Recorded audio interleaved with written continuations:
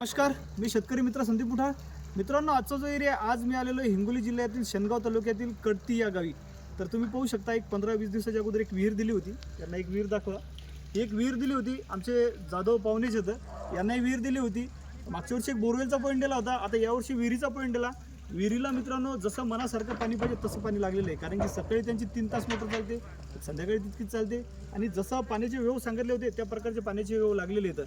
सांगायचं एवढंच झालं की मित्रांनो, की यांना आपण सांगितलं होतं की एक 30 फुटापर्यंत पाण्याची लागण्याची अपेक्षा आहे, तर तितकीच 100% तितकीच 30 फुटावरच पाण्याची लागण्याची अपेक्षा आहे. झऱ्याचं जे एक दिशा सांगितली होती त्या हिशोबाने पाणी लागण्याची झऱ्याची दिशा बी तीच लागलेली आहे आणि पाणी व्यवस्थित लागलेलं आहे. पाणी ज्या कंडिशनचं सांगितलं होतं त्याच कंडिशनचं पाणी लागलेलं आहे. तुम्ही विहीर पाहू शकता, एकदा विहीर परत दाखवा यांना, थोडीशी झूम करून दाखवा विहीर.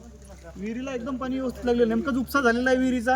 आता खोदणंच चालू आहे ती, कारण की अर्ध काम झालेलं आहे, अर्ध ते पोकलँड तिकडे पाहू शकता तुम्ही, तिकडे दुसरे पोकलँड चालू आहे, तेच पोकलँड या विहिरीवर होतं. आता विहीर खोदणंच चालू आहे, पण पाणी एकदम व्यवस्थित लागलेलं आहे. धन्यवाद.